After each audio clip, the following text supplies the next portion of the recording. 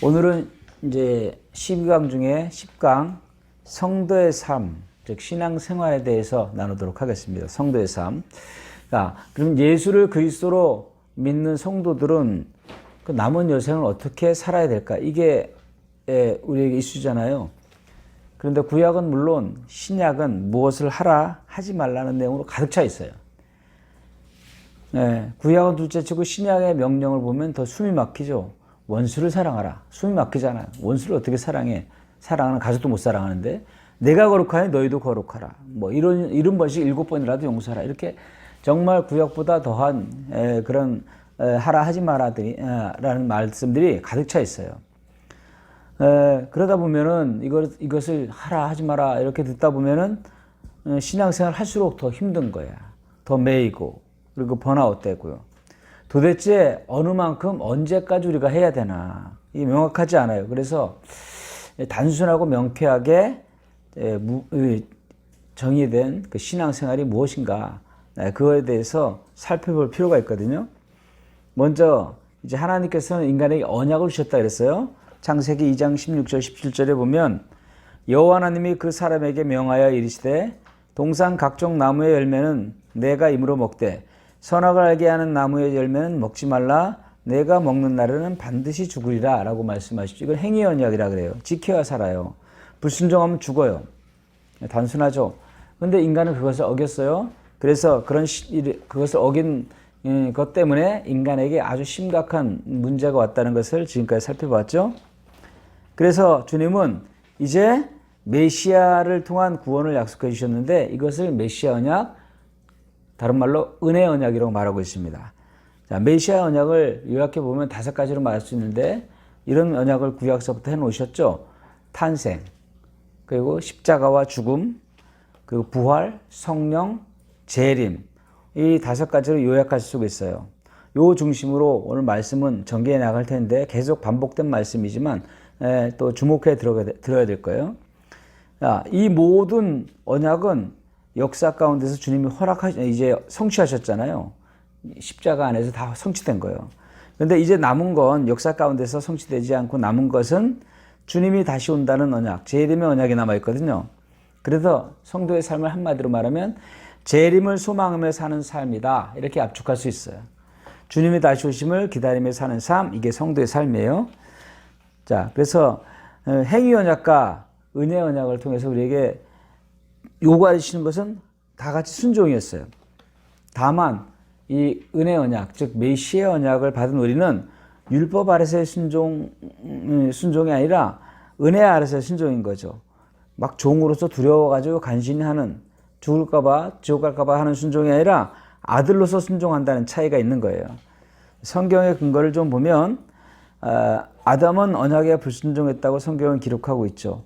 창세기 3장 6절에 보면 여자가 그 나무를 본즉 먹음직도 하고 보암직도 하고 지혜롭게 할 만큼 탐스럽기도 한 나무인지라 여자가 그 열매를 따먹고 자기와 함께 있는 남편에게도 주매.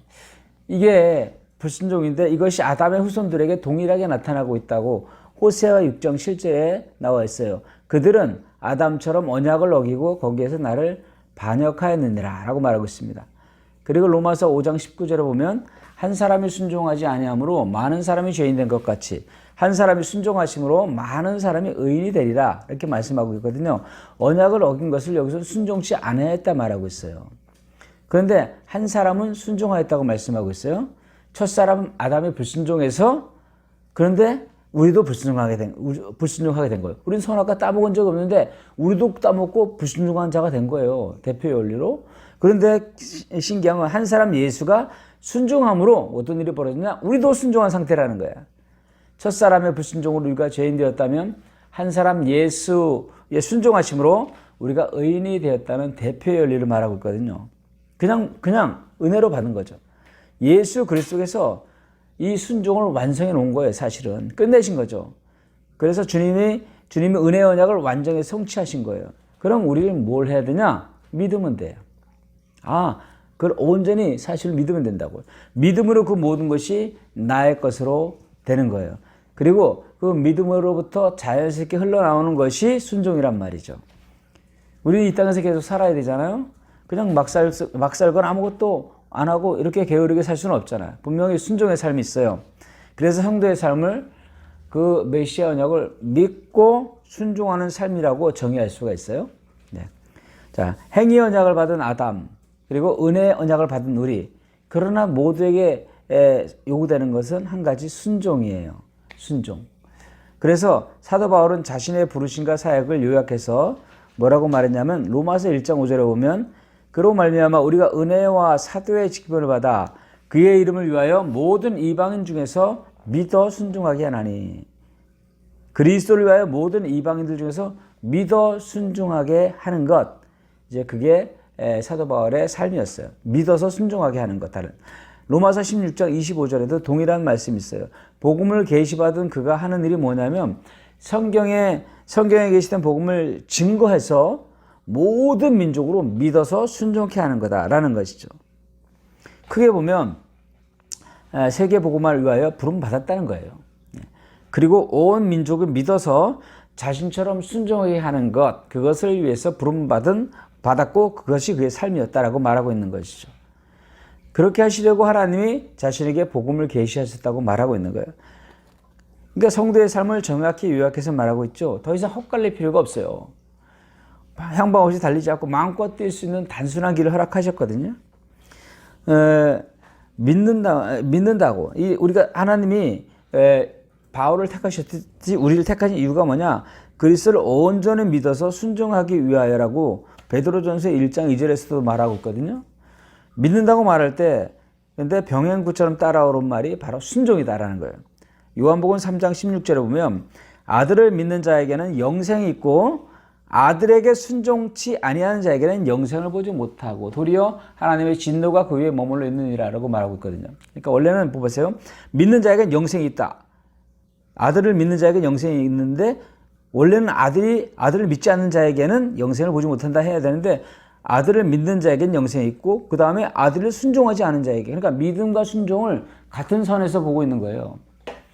그러니까 믿음과 순종이 동일선상에 있는 거예요. 같은 말이에요, 사실. 믿음은 반드시 움직임을 동반하는 거예요. 믿음과 순종이 따로 갈 수가 없어요. 다시 말하면 믿는 자, 즉 영생이 있는 자는 반드시 순종으로 나타나야 된다는 거죠. 성도가 어떻게 살아야 되는가? 라고 하면서 저도 많은 설교를 듣고 뭐 이렇게 해야 된다, 저렇게 해야 된다, 이것저것을 지켜야 된다, 뭐 사회생활 하는 10계명, 성도들의 행동 강령 이래가지고 이렇게 해라 저렇게 해라, 부부 10계명까지 나왔어요. 굉장히 복잡하게 말하고 이거 하나하나 순종하려다가 많은 사람들이 지쳐가고 번아웃 되거든요. 다른 말 할 거 없어요. 아들을 믿어야 돼요. 아들을 믿고, 즉 복음을 믿어야 되는 거죠. 믿음이 오면 당연히 순종하는 거예요. 믿음과 순종은 이렇게 분리해서는 안 돼요. 왜? 믿음은 우리에게 사실은 마음에까지 오는 거잖아요. 그러니까 마음에까지 믿어지면 우리 존재인데 요지부동이죠. 그러니까 그것이 자연스럽게 순종으로 나타난다는 거예요. 마음 안에서 믿어지지 않고 하려면 억지가 되는 거예요. 마음 안에까지 믿어지지 않으면은 그것은 믿는 게 아니에요. 성도의 삶은 그러니까 믿음의 삶이고 믿는다는 확실한 증거는 순종의 삶이다라는 거예요. 그러니까 율법 조목이나 헛된 것에 이렇게 순종하는 게 아니에요. 언약을 올바로 믿고 언약에 순종하는 것이다. 메시아 언약에 순종하는 거다는 거예요. 성도, 곧 믿는 자의 삶을 한마디로 말하면 순종이다. 이걸 반드시 기억하고, 그렇다면 어떻게 순종하는지가 중요하잖아요. 어떤 순종이 온전한 순종이 되겠는가? 간단하죠. 말씀드린 것처럼 메시아 언약에 순종하는 거예요. 탄생, 고난과 죽음, 부활, 성령, 주님의 재림, 이것이 언약이잖아요. 여기에 순종하면 돼요. 이 5가지 메시아 언약이 있는데 그중 탄생, 십자가, 고난, 부활을 통해서 우리가 예수가 그리스도임을 알았잖아요. 그죠? 그리고 지금 성령이 오셔서 역사하고 계시잖아요. 그리고 그분은 다시 오실 거잖아요. 요것을 믿고 순종한다는 거예요. 그래서 그분의 탄생과 고난과 부활을 믿고 순종하는 것이 첫 번째고, 그분이 그리스도이심을 믿고, 그리고 모든 것이 끝났구나 라고 믿고 매 순간마다 순종하는 것, 이거예요. 예를 들어 보면 어떤 등산을 하다 보면 목적지가 있잖아요. 자, 목적지가 한국 에베레스트 산이라 그래요. 그건 너무 큰가? 그러면 한국에 있는 치악산이라 그래. 치악산에 등 정상에 있는 거기 어떤 파란 모자 쓴 남자에게 이 다이아몬드를 갖다 줘야 돼. 그렇죠? 그런데 가려면 산을 가다 보면 길을 잃어버리니까 중간중간에 표시를 해놔요. 그러면 다이아몬드를 가졌지, 가는 길 표시가 있지, 그러니까 산 꼭대기에 파란 모자 쓴 남자가 있지, 그냥 가기만 하면 돼요. 그죠? 전해줄 게 있지, 갈 길, 중간중간마다 표시가 있지, 거기 사람 있지. 그럼 가지고 가기만 하면 돼요. 출발하면 되는 거예요. 그러니까, 길이 험하고 많은 이 장애물들이 있기 때문에 정확한 표시가 있잖아요. 우리가 산에 가봐서 알듯이. 결국 다 되어 있으니까 순종하기만 하면 되는 거야. 그럼 이 성령께서 인도하시니까. 우리는 복음이란 보석을 받았어요. 그리고 이제 그분이 나의 그리스도가 되었어요. 복음이 됐어요. 그리고 이제 우리는 재림의 그날을 향해 가는 거야. 그것을 위해서 복음을 모든 민족에게 증거돼야 돼요. 모든 민족에게 증거하는, 거기에 순종하는 그 길마다 성령께서 인도하셔요. 그럼 된 거잖아요. 명령. 우리 그냥 순종만 하면 되는 거잖아요. 정답 다 알려주고 가라는 거예요. 우리 힘으로 하라는 것이 아니에요. 목적지 알려줬지. 재림의 그 영광의 날. 그리고 가는 길, 세계복음화를 순종하는 그 길에 성령께서 인도하는 거예요. 이게 언약에 순종한다는 의미예요. 즉, 주님 오실 날을 목적지로 바라보면서 이 복음을 온 세상에 증거하기 위하여 성령의 인도를 받는 것. 이게 바로 재림 약속을 믿고 성령의 인도에 따라 복음을 증거하는 삶이라는 거죠. 우리의 삶이. 이것이 바로 성도의 삶을 한마디로 요약한 거예요. 굵직하게. 그러니까 이것은 사실 뭐 설명을 위해서 구분한 것이지 다른 세 가지가 아니에요. 이 복음을 가지고 재림의 끝날을 향해서 성령의 인도를 받고 나가는 것. 그건 자연스럽게 연결되는 거예요. 윤무춤 알죠? 막 사람들이 모여가지고 여러 가지 색깔로 근데 막 돌아가는데 나중에는 한 가지 색깔이 나잖아요. 똑같게. 그러니까 긴밀하게 연결되어 있는 거예요. 성령의 인도가 없다. 이건 안 되는 거예요. 목적지가 없다. 안 되는 거예요. 복음을 모른다. 안 되는 거예요. 그러니까 한마디로 모든 언약은 자연스럽게 연결되는 거예요. 출생과 죽음과 부활, 그죠? 이걸 통해서 예수 그리스도를 알게 되고 성령께서 역사하시고 재림을 향하여 우리 그 목적지를 향해 나갈 때 세계복음화에 향하여 순종하여 가는 우리를 인도해 가시는 성령님이 계시죠. 그러니까 성도가 성도가 예수의 출생 그리고 죽음, 부활이라는 이 영광을 통해서 예수가 그리스도이심을 믿게 되는 거잖아요. 그리고 그러면 성령의 권능과 인도를 매 순간 받고 순종하는 거예요. 어디에 순종해요? 세계복음화에. 그러니까 이런 명확하고 굵직한 선을 우리가 분명히 그어줘야지 헛된 것에 우리 자신을 허비하지 않는다는 말이에요. 그래서 온전한 순종이 된다는 거죠. 그럼 좀 더 구체화 시켜보면 먼저 이런 모습이에요. 자, 먼저 예수님을 그리스도로 믿고 순종하는 삶인데 마태복음 16장 24절 보면 이에 예수께서 제자들에게 이르시되 누구든지 나를 따라오려거든 자기를 부인하고 자기 십자가를 지고 나를 따를 것이니라 라고 말하고 있습니다. 마가복음 8장 34절도 같은 말씀인데 예수님을 따라가는 삶, 어린 양이 어디로 인도하든지 따라가는 것, 이것이 복음에 순종하는 거예요. 즉 그리스도이신 예수께 순종하는 가장 선명한 문장이라고 생각돼야죠. 자기를 부인하고 자기 십자가를 지고 주를 따르는 것. 어떻게 따라요? 자기를 부인하고 자기 십자가를 지고 따르는 거예요.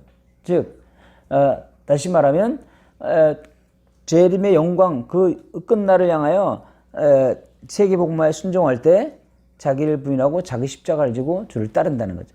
자기 부인에 대한 오해가 있는데 이것은 억지로 참거나 막 이를 악물고 참아내는 것이 아니에요. 그런 사람 나중에 폭발하면 더 무서워요. 다 내려놓고 남들보다 더 인내하는 이런 부담스러운 게 아니에요. 그건 중들이 하는 거예요. 중들. 세상에 그 행위를 자랑하는 사람들이 하는 거예요. 말 그대로 자기 부인을 하라는 거예요. 자기 부인을 왜 해야 되는지 알아야 되는 거예요. 왜 자기 부인을 하라 그러셨나? 왜냐하면 우리가 구원받은 성도지만 아직 옛사람의 성향이 남아있어요. 죽었지만 아직도 그 옛사람의 익숙한 대로 남아있다고 우리가. 천사처럼 변한 게 아니에요. 세상 가치에 더 익숙해 우리는. 가만히 있으면 난 옛사람인 것처럼 인식된단 말이에요. 그때 자기 부인을 하라는 거예요. 로마서 6장 6절에 우리가 알거니와 우리의 옛사람이 예수와 함께 십자가에 못 박힌 것은 죄의 몸이 죽어 다시는 우리가 죄에게 종노릇하지 아니하려 함이니 라고 말하고 있습니다. 2000년 전에 이미 내 옛사람이 십자가에 주님과 함께 못 박혀 죽었다고 딱 선언하고 있어요. 그러니까 다시 죽으려고 하지 말고 이미 죽었다는 것을 사실로 여기고 믿어라 이 말이에요. 이게 자기 부인이에요. 내가 이미 죽었다는 거예요. 근데 현실은 내가 살아있는 것처럼 보이잖아. 옛사람, 옛성품 막 옛성질 나오고. 그러니까 그것을 나올 때 죽이려고 하지 말고, 그러니까 그것이 내가 이제 성도가 됐으니까 난 믿었어. 예수 믿었으니까 이제 하나하나 죽여가야지. 이게 아니라 이미 갈보리 데서 다 죽었음을 믿어야 한다는 얘기예요. 오히려 내가 이미 죽었다는 것을 인식해야 되는데 이것이 자기 부인이에요. 내가 도사처럼 뼈를 깎는 훈련을 통해서 멋지게 그냥 막 참고 인내해서 더 멋진 사람이 되어가는 이런 게 자기 부인이 아니란 말이에요. 죽지 않은 자를 죽이려고 막 투쟁하는 게 아니라 이미 죽었음을 믿음으로 믿는 거예요. 그러니까 내가 스스로 옛사람을 죽일 수 없잖아요. 우리는 존재가. 그래서 갈보리에서 주님이 나의 옛사람과 함께 죽어주신 거잖아요. 이게 복음이잖아요. 성질 나는데 꾹꾹 참고 이러다 나중에 더 폭발한다니까. 내가 죽었음을 진짜 믿으면 그것이 바로 내가 자기 부인이라는 거죠. 그 말은 다시 말하면 십자가에 내가 죽음으로 말미암아 죄에 대해서 사탄에 대해서 하나님과의 단절의 문제가 확 해결된 거 아니에요. 그걸 믿으라는 얘기예요. 로마서 6장 11절에 보면 이와 같이 너희도 너희 자신을 죄에 대해서는 죽은 자요 그리스도 예수 안에서 하나님께 대해서는 살아있는 자로 여길지어다. 우리가 유명한 구절이죠. 이 말이에요. 즉 옛사람에 대해서는 죽은 자요 새 피조물이 된 자로 된 진리를 내가 새 피조물이 되었어. 이 사실에 대한 진리를 사실로 여기라는 거예요. 그 죽음이 주님을 따르는 출발선이 되는 거예요. 자기 부인이 이 자기를 죽이려고 애쓰는 이런 게 끝났고 그 이미 죽었음을 주님이 나와 함께 죽어주셨음을 믿는 것. 이게 출발선이에요. 그 진리를 믿는 것이 자기 부인이다라는 거예요. 갈라디아서 5장 24절에 보면 이 그리스도 예수의 사람들은 육체와 함께 그 정과 탐심을 십자가에 못 박았느니라. 아주 유명한 구절인데 여기 나의 육체 즉 옛사람이 죽었고 그 정과 욕 탐심 함께 죽어버렸대요. 이것은 뭐냐? 나는 아직 죽지 않았기 때문에 죽여가면서 주님을 따른다는 말이 아니란 말이죠. 죽은 것을 그때 믿으면서 따라가는 거예요. 그럼 또 날마다 죽는다는 말도 있잖아요. 난 날마다 죽노라라는 말이 뭐예요? 반복해서 안 죽었으니까 또 죽이고 또 살아나면 또 죽이고 또 살아나면 또 죽이고 이게 아니라 이미 죽었다는 것을 계속 믿으라는 거예요. 계속. 2000년 전 예수와 함께 십자가에서 죽은 거예요. 예수님이 혼자 죽은 것이 아니라 실상 내가 함께 죽은 것을 믿는 것이에요.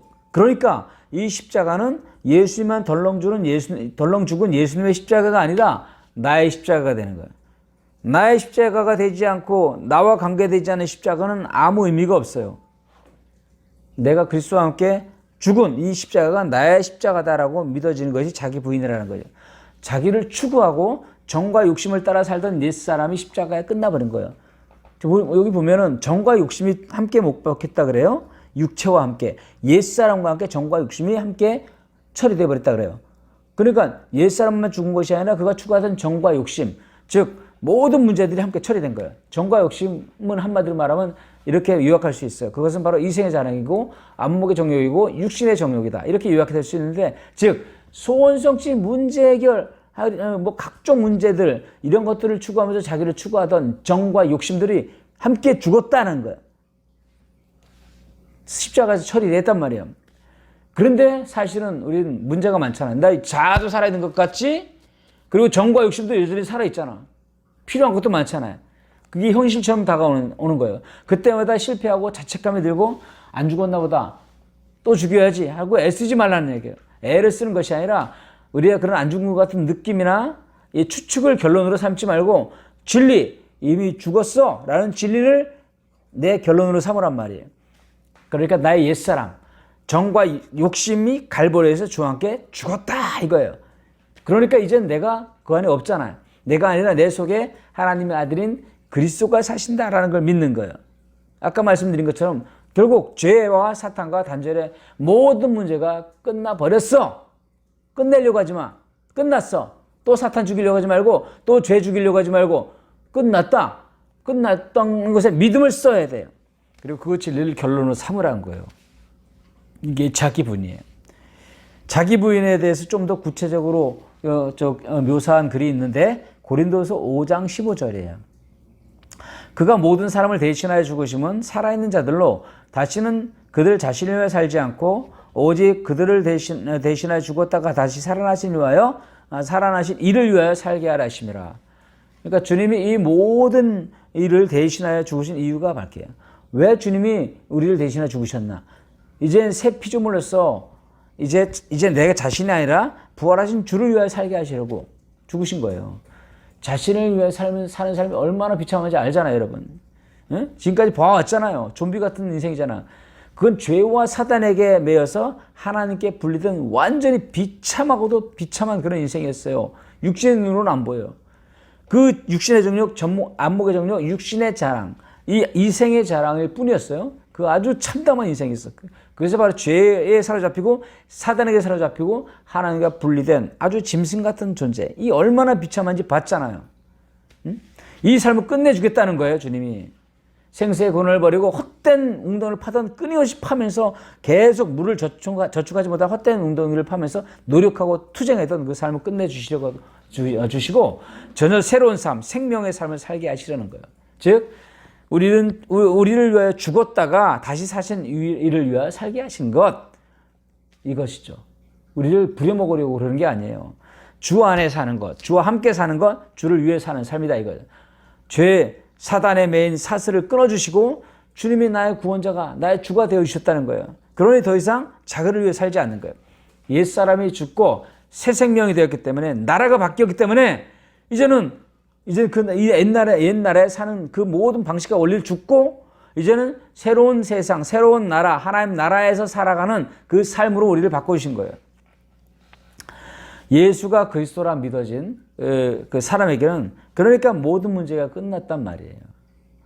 20년간 그 대통령이 되기 위해서 계속 이렇게 매 20년간 계속 대통령을 출마했는데 계속 낙선했어. 그런데 21년째 대통령으로 당선됐다. 그럼 이건 뭐예요? 너무나 기쁜 소식이잖아요. 일시적이지만 그거 대통령이 됐다는 말은 무슨 말이에요? 경제 문제, 안전 문제, 직장 문제, 자녀 문제 모든 게 해결된 거잖아요. 그 사람의 모든 문제가 끝난 거예요. 하물며 인간의 본질적인 문제가 끝나버린 십자가, 거기에서 우리가 하늘의 왕자가 되었다. 하나님의 원형 생명으로 우리가 이미 회복되었다. 다른 문제가 남아있을 수 없는 거예요. 다 해결돼 버린 거예요. 그러니까 사단에게, 죄와 사단에 묶여있는 나는 죽었구나. 죄가 된 나를 고친 것이 아니에요. 죽은 거야. 자꾸는 고치려고 하는데, 내 성질을 고치려고 하는데 고치려고 하면 안 고쳤죠. 갈보리되게 내가 이 성질의 머리 부리는 내가 죽었구나. 이럴 때 해결되는 거예요. 나는 이제 하나님의 자녀고 그리스도를 얻었구나. 나는 상상도 할 수 없는 이 하나님의 나라에, 영광의 나라에 소속된 사람이구나. 그러니까 고민하고 불안해하면서 투쟁하며 문제 해결 위해 싸우던 이전 삶이 끝장나버린 거예요. 끝내버리려고 주님이 우리를 위하여 십자가 죽으신 거예요. 그것을 믿는 것, 이게 바로 자기 부인이에요. 자유, 희망이지. 억지로 참아내고 슬프고 우울한 것이 자기 부인이 아니에요. 끝났다고 믿는 것, 그런 자가 자기를 부인하는 자다라는 거죠.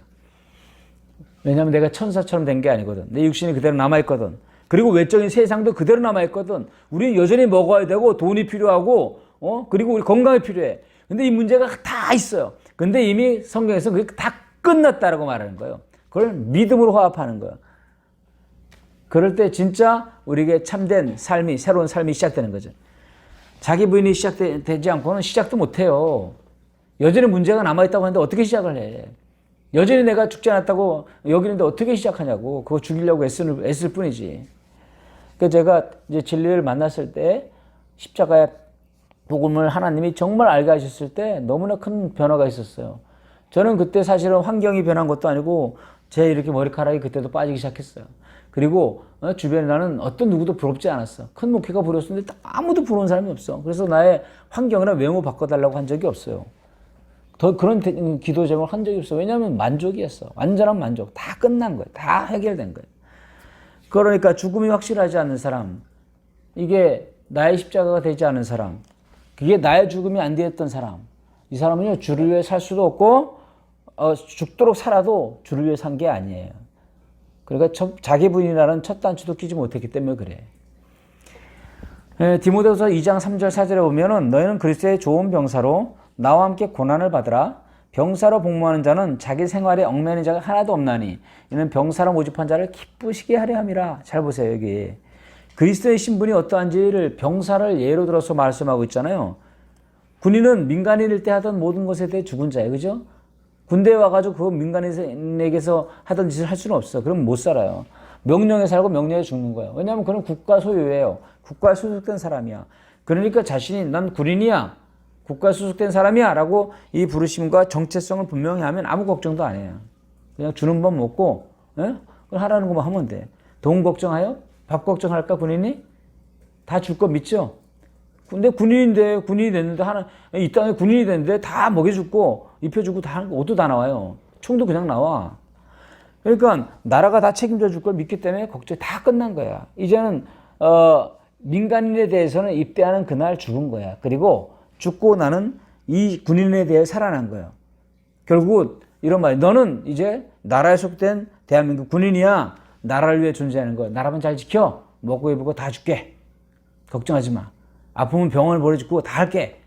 걱정하지 말고 넌 나라만 지켜. 이거예요. 똑같아요. 우리가 진리 알았죠? 우리가 예수 그리스도가 우리 안에 사시는 그런 존재로 변했죠? 이제 무엇을 위해 달려가야 될지 분명히 알았지? 그러니까 흔히 사람들이 말하듯이 넌 따를 진리가 있죠. 우린 부를 노래가 있어요. 그리고 근들 깃발이 주어졌어. 뭐가 걱정이야? 걱정하는 게 불신이에요. 옛사람 이전 세상에 대해서 죽은 거예요. 새로운 존재가 됐어. 새로운 나라가 됐어. 그러니까 자꾸 우리가 살아있는 것 같다고 세상도 빠져시 그대로 있다고 해서 그러니까 그것들 위해 싸우려고 하지 말고 그러니까 자기 부인 하라는 얘기야. 끝났다 믿으라는 거예요. 진리가 결론되게 하라는 거예요. 느낌이나 상황 이런 것에 연연하지 말라는 거예요. 자아를 죽이려고 하지 말고 죽었음을 믿으라는 거예요. 모든 일을 끝내려고 말고 모든 일이 끝났다고 믿는 거예요. 세상을 죽이려고 말고 세상에 대해 죽었음을 믿으라는 거예요. 세상은 여전히 문제가 많고 많은 산적한 일들이 쌓여있어. 그러나 그 문제에 거기에 보지 말고 그걸 보지 말고 믿음으로 이미 십자가에서 모든 것이 나는 거기에 대해 죽었음을 믿으라는 거예요. 응? 이게 자기 부인이에요. 그렇다면 이게 자기 부인이라면 이제는 그럼 자기 십자가를 진다는 것은 뭘까요? 자기 십자가. 그것은 영혼 구원과 세계 복음화를 위한 각자의 십자가가 있다는 거예요. 그러니까 그 십자가를 지고 가는 고난이 있다는 얘기예요. 이 말도 잘못 사용하는 경우가 있는데 내 남편이 원수라, 내 마누라가 원수다, 내 십자가다, 뭐 원수가든 자식이 십자가다, 이거 이렇게 말하는데 얼마간 의미는 있겠지만 그런 의미 아니에요. 여기서 보는 단순한 고생 얘기하는 건 아니에요. 무조건 힘든 게 십자가가 아니라고. 십자가는 영혼 구원과 세계 복음을 위한 십자가라는 거예요.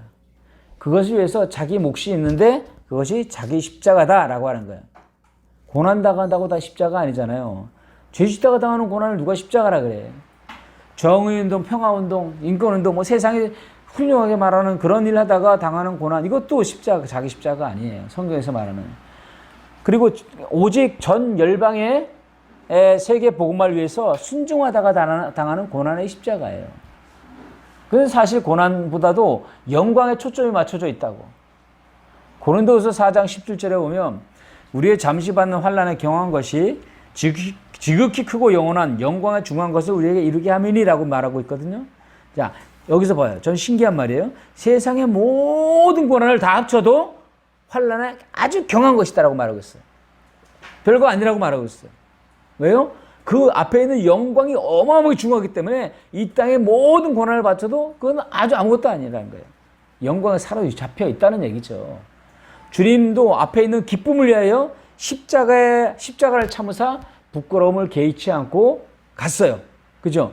고난이 너무 큰 건 사실이에요. 아버지 이 잔을 옮겨주십시오라고 말한 건 사실이에요. 고난이 큰 거예요. 그렇지만 그 고난이 아무리 크다고 앞에 있는 영광에 비하면 아주 경하고 작은 거야. 그러니까 주님이 얼굴이 일그러져서 갔지만 기쁨과 승리로 간 거예요. 십자가에. 그러니까 우리 노래도 있잖아요. 십자가에서 매달려서 춤춘다 뭐 이런 노래도 있잖아요. 축구 선수의 꿈만 해도 못할 짓이 없고 못할 고생 없어요. 힘에 지나는 고생을 해도 왜 이래 나 이런 고생해야 돼 이렇게 하잖아. 불평 안 품어요. 기쁨으로 일해. 앞에 있는 그 꿈을 위해서. 예수가 그리스도를 믿게 되었고 이젠 달려갈 길도 주어졌어요. 바로 주님이 다시 오신 그날의 꿈을 주셨어 우리에게. 이제는 영혼 구원과 세계 복음화를 위한 나의 십자가를 져야 되는 거예요. 이게 성도의 삶이에요. 지상 명령을 위한 나의 십자가가 있다는 거예요. 순종하라는 거죠. 그 십자가는 사실 무거운 게 아니에요. 아까 말씀드렸듯이 내 짐은 가볍고 내 맹은은 쉽다는 말이 그 말이에요. 에이레라는 말이 뭐예요? 평화라는 뜻인데 두 마리의 소가 있어. 멍에를 메우는데 그 멍에를 메고 두 마리 소가 가는데 사실은 한 마리는 어미소고 한 마리는 새끼소인데 등치만 커. 일을 못해. 그러니까 어미소가 혼자 다 하는 거예요. 옆에 있는 새끼소는 같이 이렇게 딸려가면서 엄마가 하는 대로 이렇게 가는 건데 근데 밭은 다 갈려. 그럼 쉬운 거죠, 우리도. 주님이 말씀하셨어요. 우리 주님 지상 명령을 명하시면서 맨 마지막에 내가 너희와 영원히 함께 하시겠다. 내가 멍에를 맬 거야. 넌 옆에서 따라와 이 말이에요. 구경만 하시겠다는 것이 아니에요. 동거동락하겠다는 말이에요. 그러니까 우리의 이 십자가는 쉬운 거예요. 세계복음화에 순종하는 건 너무 쉬운 거라고. 그 지상 명령에 순종해 나갈 때 고난이나 어려움이 없다고 결코 말한 적이 없어요. 십자가가 있다고 말씀하신 거예요. 자, 그 십자가의 고난을 두 가지로 우리가 요약할 수 있는데 첫째는 말씀드린 것처럼 옛사람, 끊임없이 옛사람에 익숙한 나를 끊임없이 깎고 박살내는 주님의 간섭. 이게 십자가예요. 자기 십자가. 둘째, 세계복음화에 순종하면서 당하는 외적인 많은 고난들, 질병, 그런 핍박들 이런 것들이 고난의 십자가예요. 그런데 이 둘은 분리되지가 않아요. 정확히 하나예요. 사실 재림의 영광의 언약에 우리를 띄워주시겠다는 초청이잖아요. 그죠? 이 사도 바울이 말해요. 주님이 나를 충성되이 여기서 내게 직분을 맡기셨다고 디모데전서 1장 12절에서 14절의 말씀에 있어요. 그는 전에는 내가 비방자와 박해자의 포용자였지만 긍휼을 입은 것은 내가 알지 못하고 그랬기 때문이야. 미쁘다 말이요. 모든 사람이 받을 만한 이 말이요. 그리스도 예수께서 죄인을 구원하시려고 세상에 임하셨다. 내가 죄인 중에 괴수다. 이런 자를 구원하셨다. 이런 자에게 직분을 맡기셨다는 거 얼마나 황송한 말이에요.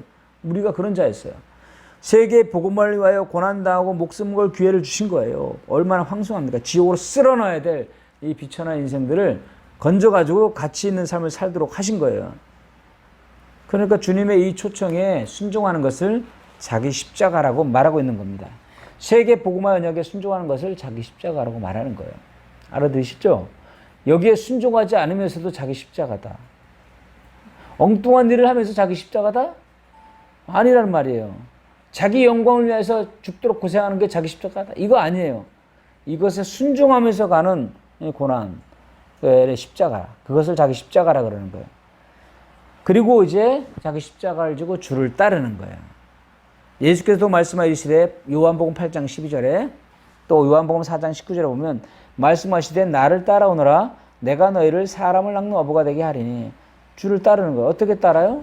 어떻게 따를까요? 지금까지 말한 것처럼 자기를 부인하고 그죠? 내가 이미 십자가에 그리스도와 죽었음을 믿음으로 화합하고 그리고 이제 자기 십자가를 지고 즉 세계복음화에 그 하나님의 초청에 순종하면서 주를 따르는 것이에요. 다시 말하면 주님이 출생하시고 아까 메시아 언약 생각해 보세요. 출생하시고 죽으시고 부활하심을 통해서 우리가 예수 그리스도를 믿게 됐고 이거 자기 부인이라고 그러잖아요. 이제는 세계복음화 명령에 기꺼이 따르는 거예요. 이게 자기 십자가라고 그랬잖아요. 근데 거기에 성령께서 함께 하시고 역사하시는 것 이것을 성령의 인도라고 그러잖아요. 이것이 바로 언약에 순종하는 거예요. 다섯 가지 있죠. 출생, 죽음, 부활 또 뭐예요? 예? 고난, 성령, 재림. 고난인가? 헷갈려. 아무튼 이것이 언약에 순종하는 거고요. 이것이 마태복음 16장 24절에 자기를 부인하고 자기 십자가를 지고 주를 따른다는 말이에요. 그러니까 믿는 자의 삶은 순종이에요. 다시 정리해보자면 어떻게 순종하는가라고 묻는다면 첫째, 복음에 순종한다. 자기를 부인하고 이거예요. 둘째, 주님 오실 재림의 언약을 붙들고 세계복음에 순종한다. 자기 십자가예요.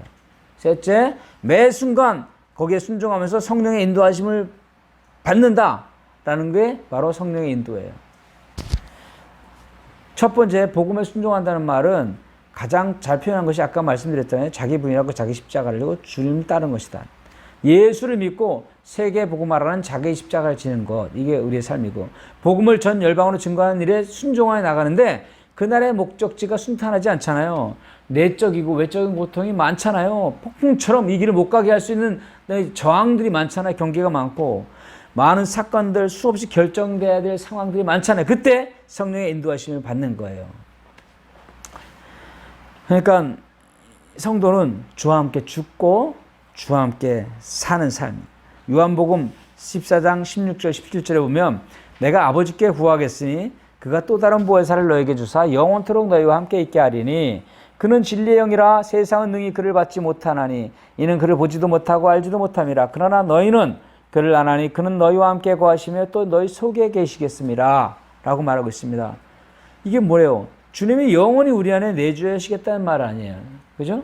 그리고 주님이 나를 격려하시고 책망하시고 보호하시고 인도하신다는 말 아니에요. 이것을 사실로 받아들인다면 놀라운 일이잖아요. 이걸 인식하지 못하는 거예요. 예수 그리스도로 믿고 이제 세계복음화에 달려가는데 성령께서 그렇게 하신다는 거예요. 이걸 인식하지 못하는 거예요. 보여지고 만져지는 것이 아니기 때문에 그래요. 그러니까 믿음이 필요한 거라고. 믿음은 보이지 않는 것을 대하는 원리라고 했잖아요. 이걸 진짜로 믿음으로 인식이 되면 삶이 확 달라져요. 성령이 아예 우리 속에 오셔서 영원히 함께 하신다. 이 길을 가는 데 있어서. 그리고 그 약속을 굳게 믿고 붙들어야 되는 거예요. 이 진리가 사실로 인식만 된다면 문제될 게 하나도 없는 거예요. 아니, 이렇게 생각해 보세요. 세상에 우리가 지금 돈이 없어 제일 문제잖아요. 세상은. 그런데 큰 회사 사장이 야 걱정하지 마. 네 인생 내가 책임져 줄게. 죽을 때까지. 걱정하지 마. 이렇게만 해도 우리는 발 뻗고 자잖아요. 근데 우리 뭘 걱정해. 그죠? 하물며 성령이 내게 내주하신단 말이에요. 이 단순히 큰 사장이 아니에요. 결국 이 사실을 인식하냐 못하냐 이 싸움이에요. 복음을 믿는 나를 홀로 두지 아니하시고 옆에도 아니고 안에 계셔요. 운명이 되어가지고. 그러니까 사탄이 방해할 수 있어도 건드릴 수 없단 말이에요. 우리는 음부의 권세를 깨버리는 자들이란 말이에요. 그러니까 이제 주를 위해 사는 거예요. 계속 반복하는 말이에요. 로마서 14장 8절에 우리가 살아도 주를 위해 살고 죽어도 주를 위해 죽나니 그러므로 사나 죽으나 우리가 주의 것이로다. 고린도전서 10장 31절에 그런즉 너희가 먹든지 마시든지 무엇을 하든지 다 하나님의 영광을 위해 하라 라고 말하고 있습니다. 이거 어떻게 보면 살려고 노력하라는 말 같죠? 아니 그 말이 아니에요. 그렇게 살아갈 수밖에 없는 존재라는 거예요. 결론적으로 말하면 세계의 복음화에 전부를 건다는 거죠. 하나님의 영광이 드러날 복음을 마음껏 자랑하는 것 말이에요. 그 자리를 이탈하면 탈선한 기차와도 같은 거예요. 휘발유를 넣어야 되는 곳에 자동차 넣는 거 똑같은 거예요. 경유 넣는 거하고 똑같은 거라고. 이전에는 앉으나 서나 자나 깨나 나만 위해 살았어요. 그죠? 지금 먹든지 마시든지 그렇지만 이제는 먹든지 마시든지 이 복음을 높이는 삶을 살아가는 거예요. 즉 재림의 그날이 절대적인 기준이 되지 않으면 아무것도 아닌 거예요. 그 길이 평탄하지 않나. 그런데 그 길이 평탄하지 않다라고 말하는 거죠. 그러면 순종의 삶을 살아갈 때 반드시 고난을 따르는데 복음에 순종하고 세계 복음에 순종하면 반드시 고난이 온다는 거예요. 끝이 올수록 우리가 그러니까 정면 승부를 해야 돼. 이 땅의 교회가 색깔을 더욱 분명해야 된다는 거예요. 수위를 낮추지 말고 마지막에는 자유주의니 다원주의니 모든 세속주의가 가득해진다고 말하고 있거든요. 그런데 이때 진짜 배기는 분명한 복음과 분명한 목적지를 향해 달려가기 때문에 너무나 선명해요. 선명한 깃발을 들고 가야지 선명한 사람들이 몰려드는 거예요. 주님도 말씀하셨잖아요. 내 양은 내 음성을 듣는다. 그러니까 우리는 전하기만 하면 되는 거예요. 선명하게. 변화시키려고 노력할 필요도 없어요. 영접기도 억지로 할 필요도 없어요. 준비된 사람은 받을 거고 아닌 사람은 거절할 거예요. 순종만 하면 되는 거예요. 그러니까 여전히 성공과 자기 이름에 주목한 사람은 평생 사람들 눈치 보지 않겠어요? 사람 떨어져 나갈까 봐 그냥 제대로 메시지 못 전하고 항상 그냥 사정하고 그러나 성도는 사나 죽으나 하나님의 영광을 위하여 살 때 행복하게 돼 있어요. 즉 우리 세대 세계 복음화를 위하여 전력할 때 행복하게 되어 있다고요. 그게 우리가 있어야 될 자리라고요. 분명한 이 성도의 삶이 있는데 뭐가 홀려가지고 이렇게 헛갈리게 만드는지. 물고기가 모래에서 행복하겠어요? 팔딱팔딱 뛰지만 행복하겠냐고요. 그 헛된 고난이잖아요. 물에 나와가지고 괜히 자리 이탈해서 당하는 고난이 있잖아요. 우리는 동일하게 이 재림의 그날을 보고 우리 세대 세계복음에 달려가는 여기에 순종하는 길에서 당하는 이 고난 말이에요. 거기서 당하는 고난 이것만이 의미가 있는 거 아니겠어요? 그러니까 결국 갈 길이 정해진 사람에게는 고난이 스트레스가 다가오지 않아요. 오히려 목적이 정해져 있는 사람은 그런 고된 훈련을 사서 고생도 하잖아요. 축구 선수만 해도 사서 고생하잖아요. 발이 문드러지도록. 영광이 너무 크니까. 우리는 복음을 가졌어요. 그리고 복음을 만났어요. 그죠? 그리고 영원히 주님 우리와 함께 한다 그래요. 그리고 성경 완성되면 주님이 오신다니까 그것이 하나님 뜻이라니까 그래서 우리 세대 세계복음화를 향해 달려가야 돼요. 저에게는 이것이 절대적인 것이 됐어요. 전부가 됐단 말이에요. 그러니까 어떤 것도 그것과 비교할 수 없는 것이 됐어요. 확실해지니까 헛갈릴 것도 없어. 이전에 복잡한 삶이 끝났어요. 누가 뭐래도 목적지가 있고 복음이 있고 예수가 전부가 됐다. 그러니까 행복했고 자유로웠어요. 이것이 초대교회들이 누리던 삶이라고요. 이렇게 온 세상에 증거되기만 하면 주님이 오시는데 그렇다면 어떻게 세계복음화가 가능한가? 이 질문이 되었어요. 저에게. 그래서 초대교회 성도들과 조금도 차이 없는 증인의 삶이 있어야 되겠다는 거죠. 그렇다면 부흥이 일어나야 되는 거예요. 이대로는 안 되는 거예요. 그래서 성령께서 역사해야 된다는 거예요. 우리 수준의 일이 아니기 때문에 그래서 우리는 오직 기도로 승부를 걸었어요. 그래서 우리 세대 세계복음화에 마가 우리의 심장에 새겨주신 그때부터 말도 안 되는 기도를 했잖아요. 캠퍼스의 부흥을 통하여 우리 세대 세계복음화를 이뤄달라고. 그리고 260여 개 나라마다 그런 증인들이 모인 교회가 일어나게 해달라고. 남은 자들이. 그리고 16,000여 개 종족에 이 복음이 증거될 것을 증거되게 해달라고 믿고 기도했잖아요. 그리고 모든 영역, 정치, 경제, 문화, 종교 모든 영역에 이 복음이 전해질 것을 믿었잖아요. 그것을 위해서 동시다발적인 부흥이 우리에게 일어나야 되겠다고 기도했잖아요. 그만큼 급속한 속도로 복음이 전파되어야 된다는 것을 말하는 거였잖아요. 우리가 알다시피 8년째 되던 그 어느 날 동일한 비전 가진 사람을 만났는데 그들을 통해서 남겨진 7,000명들처럼 우리는 우리밖에 없는 줄 알았는데 그들을 통해서 어느새 100여 개국의 제자들이 찾아지고 복음이 증거됐단 말이에요. 우리도 여기에 부흥의 파도를 타기로 결정했잖아요. 지금 100개국이에요. 곧 머지않았어요. 그것을 외치고 이 성경의 복음으로 성경의 전도를 가지고 이 복음을 증거하는 그들을 통해서 사인을 보이셨잖아요. 10년이 안 된 기간에 100개국이 일어났다면 이후로는 훨씬 더 빨리 일어나는 거예요. 주님 오실 날이 코앞에 다가왔단 말이에요. 언젠가 먼 미래에 오실 주님으로만 알았다면 이렇게까지 하지 않았다고. 우리가 이렇게까지 이런 대가를 치르지 않았다고. 그리고 이렇게까지 극단적인 기도를 하지 않았을 거예요. 곧 오실 것처럼 외치니까 많은 사람들은 언젠가 올 거야 이러는데 우리는 아니 곧 눈에 오실 것처럼 외치니까 극단적으로 보였을 거예요.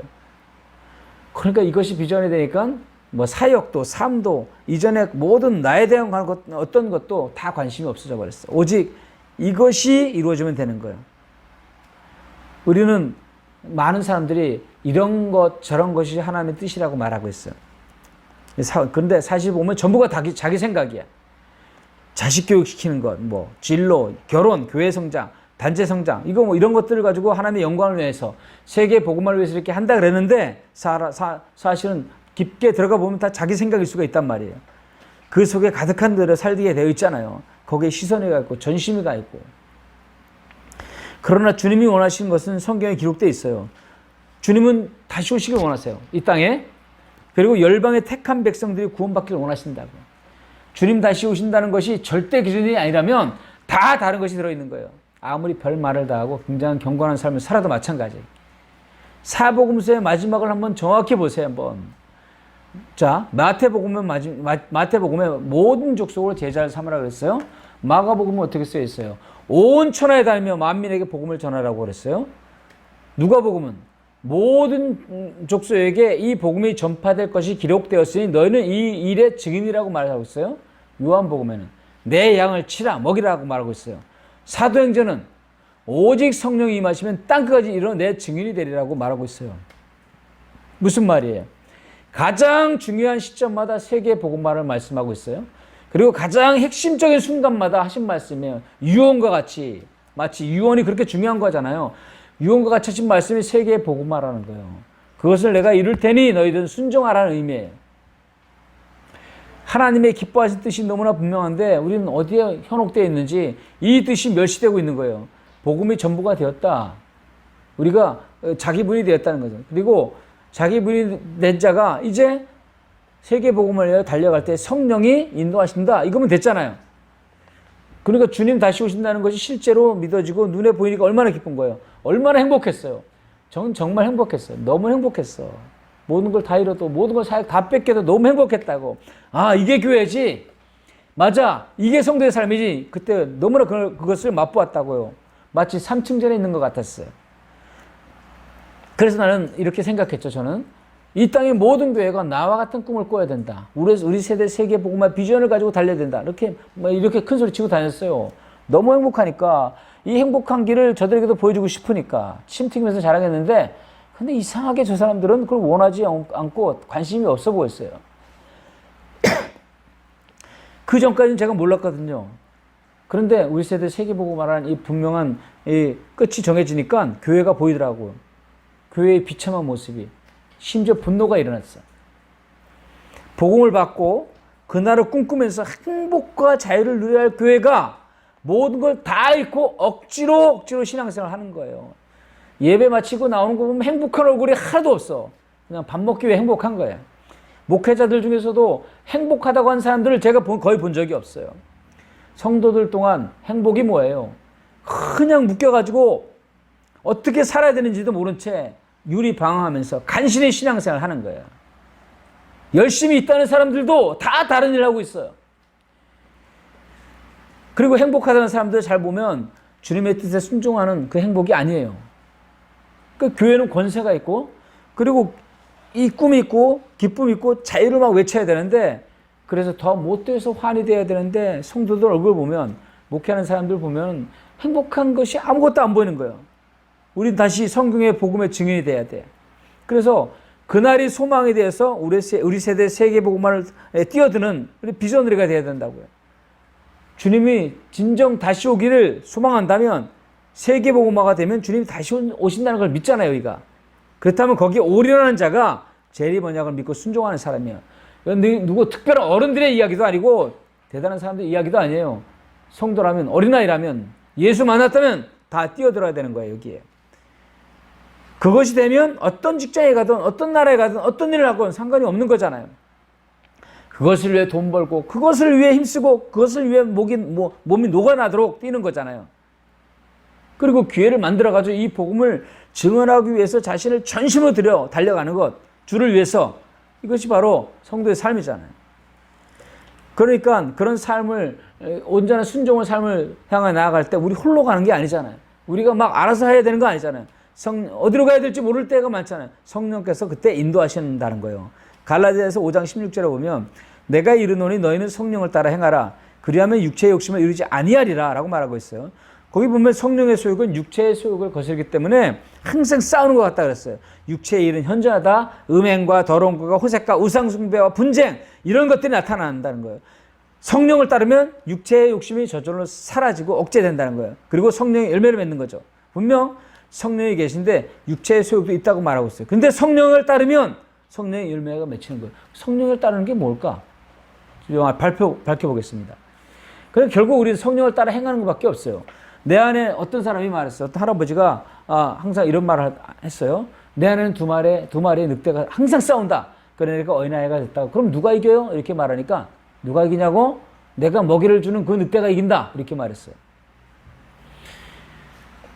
그러니까 우리에게 성령에 순종하면 성령의 열매를 맺는 거예요. 그리고 이 옛사람에게 순종하면 그 악한 열매를 맺는 거예요. 그러니까 그분은 진리의 영이시기 때문에 진리, 즉 복음으로 인도하시는 거예요. 그분은 또 선교의 주체잖아요. 선교의 주체이시며 선교하는 영이시잖아요. 그러니까 그분은 항상 우리를 세계 복음화로 인도한다는 말이에요. 그 인도하심에 따르면 육체의 소욕을 이루지 않고 하나님의 성령의 열매를 맺는다는 거예요. 저절로. 수없이 우리는 해야 될 일이 있어요. 교회 다니면서. 그리고 하지 말아야 될 것이 있어요. 여기에 묶여가지고 항상 선택의 기로에 서기도 하잖아요. 그때 다른 것 말고 예수가 그리스도라는 복음에 분명히 서는 거예요. 먼저. 그리고 매 순간 세계의 복음의 비전에 충만해요. 이 언약에 순종하는 삶을 살면 이거 성령을 따르는 거예요. 그러면 성령의 열매가 저절로 맺힌다는 거예요. 그리고 육체의 소욕이 사라지는 거예요. 성령을 따라 행하게 되는 거예요. 거기서 눈을 떼면 육체의 열매를 맺게 되는 거예요. 이 명령에 온전하게 성령의 소욕에 세계복음화라는 이 소욕에 따르지 않으면 그러면서도 성령의 열매를 맺을 생각을 하지 말라. 이 말로도 들렸어요. 이것이 메시아 언약에 순종하는 삶이에요. 즉 십자가와 부활의 복음에 순종하는 거예요. 아까 그 자기 부인이죠. 그리고 제 이름을 믿고 세계복음화에 순종하는 거예요. 자기 십자가죠. 그리고 성령에 순종하는 삶인 거예요. 성령의 인도죠. 이게 바로 메시아 언약에 순종하는 거예요. 그래서 주님은 고린도전서 10장 5절 6절에 보면 우리의 복종이 온전하게 되기를 기다린다고 말하고 있어요. 우리의 복종이 온전하게 될 때 복종하지 않는 모든 것들을 멸하려고 준비 중에 있는 거예요. 주님은 우리의 복종이 온전하게 되기를 원하는 거예요. 이게 무슨 말이에요? 온전하게 되는 게 뭐예요? 메시아 언약에 제대로 순종하기를 기다린다는 말이에요. 거기에 뭐가 빠지면 안 돼. 부활이 빠진다거나 성령이 빠진다거나 재림이 이러면 안 돼요. 십자가의 복음을 받은 자로서 성령의 인도를 받는 자로서 세계복음화의 전부를 향하여 나가는 이거예요. 이게 바로 온전한 순종이란 말이에요. 이게 바로 메시아 언약에 온전히 순종하게 하는 것이죠. 그러면 그것이 온전하게 될 때 모든 복종치 않은 것들을 버리라고 준비 중에 있다고 하신 거예요. 예수가 그리스도라는 걸 믿고 따르고 내 안에 성령의 소리에 따라 가며 다시 오실 주님을 위해 세계복음화에 올인하는 삶이 성도의 삶인 거예요. 그러면 다른 것들은 다 따라오는 삶이란 말이죠. 여기에 순종하지 않으니까 계속 신경전 버리고 그런 헛된 싸움을 싸우는 거예요. 성령의 열매가 저절로 맺히고 거룩과 경건의 삶을 살게 된단 말이에요. 우리가 어떻게 예전 우리 세대 세계복음화 외칠 때 어땠어요? 성령의 열매가 맺히고 믿음 쓰는 속도가 빨라지고 경건의 삶을 그렇게 살았잖아요. 여기에 순종을 잘 안 하니까 헛된 싸움을 싸우고 육체의 싸움을 싸우면서 육체의 열매를 맺잖아요. 이런 모든 하나님의 성령의 이 부르심에 성령을 따라 행하지 않는 것에 행하는 것에 순종하지 아니하면서도 뭐 경건하겠다, 성령의 열매를 맺겠다. 그 언약에 순종하지도 않으면서 그러니까 율법 지키듯이 억지로 되는 거란 말이에요. 그래서 주님은 메시아 언약에 온전하게 순종하길 원하시는 거예요. 출생, 죽음, 부활, 성령, 재림 어느 것도 빠지면 안 돼요. 이 언약 전부가 믿음으로 받아들여지고 그래야 온전하게 순종이 된단 말이에요. 복음을 믿으면 성령을 따라 재림 언약에 전부를 쏟는 것 한마디로 이거예요. 그렇죠? 믿으면 순종하게 되어 있는 거예요. 믿어 순종하는 것이 성도의 삶이에요. 이것이 온전한 순종이에요. 억지로가 아니라 그냥 자발적으로 속에서 터져나와서 너무 단순하고 심플한데 결국 이 복음을 제대로 만나면 재림의 언약을 믿고 우리 세대의 세계복음을 위하여 순종한다는 거예요. 말했잖아요. 주님이 마태복음 16장 28절에 진실로 너에게 이르노니 여기 서 있는 사람 중에 죽기 전에 인자가 그 왕권을 가지고 올 것을 볼 자들도 있느니라. 마태복음 24장 14절도 마찬가지고 이 초대교인들은 이것을 믿고 살았어요. 그러니까 진짜 그들 눈 뜨고 주님 오실 것을 믿으면서 살았다고요. 이 세대가 끝나기 전에 올 것이다라고 믿으면서 그러니까 세계복음화에 전부를 드렸어요. 시와 때를 가리려고 하지 않은 것이 아니라 세계복음화에 전부를 드렸다고요. 그러니까 그 믿음은 그들을 삶을 구체적이게 만들었다고요. 모호하거나 조금 더 헛갈리지 않아요. 진짜 믿음은 그렇단 말이에요. 사도 바울도 당시에 로마의 끝이라고 말하는 당시의 땅 끝이라고 말한 로마 서바단을 하려고 그토록 애썼던 거예요. 죽음을 무릅쓰고 어떤 직업을 받던 믿어지니까 그러니까 순종하는 삶이 가능했다는 거예요. 믿어 순종케 하는 삶이 성도의 삶이에요. 그 삶은 언약에 순종하는 삶이에요. 그 삶은 그 믿음은 순종을 구체적으로 하게 만든다고요. 빠른 시간 내에 그냥 예루살렘과 유대와 사마리아와 로마까지 복음이 전해지고요. 그러니까 역사마다 이런 일이 일어난단 말이에요. 세계복음화를 부르짖을 때마다 이런 일이 일어나는 거예요. 이것에 대해서는 12강에 구체적으로 나누겠습니다. 과연 세계 복음화는 사도들에게만 준 것인가? 우리에게도 준 거란 말이야. 주님에겐 그때나 지금이나 현재예요. 2000년 우리 보기에 2000년 지났지만 주님 보시기엔 종이 한 장에 다 있는 역사야. 그러니까 시간 개념이 우리가 틀려. 우리에게 주신 명령이라고. 사람들은 간사해서 이 명령을 애써 부인하고 이 재림의 언약이 절대적인 기준이 되어 있지 않으니까 다 엉뚱한 짓 하는 거예요. 교회 부흥하고 사역 부흥하고 수없는 사역을 펼치면서 주의 영광이라고 하는 거예요. 재림의 언약을 유일무이한 절대적인 비전으로 보아야만 그것을 향해 달려갈 수 있고 헛갈리지 않을 수 있어요. 그리고 우리의 목적지가 정해지면 모든 삶은 거기에 맞춰지는 거예요. 그리고 모든 성경은 그 모든 목적지에 동의해주고 박수 쳐주고 있다고요. 그렇다면 모든 역사와 나의 모든 삶도 거기에 세팅돼야 돼요. 실상 그러니까 먹든지 마시든지 무엇을 하든지 앉아나 서나 자나 깨나 주님 오실 그날의 재림의 영광을 바라보며 우리 세대 세계복음화에 순종하며 나아가며 그럴 때 성령이 인도하사 우리 안에 거룩함 경건의 열망을 일으키시고 성령의 열매를 맺으신다는 거예요. 이것이 바로 성도의 삶입니다. 아멘. 우리 함께 기도하십시다.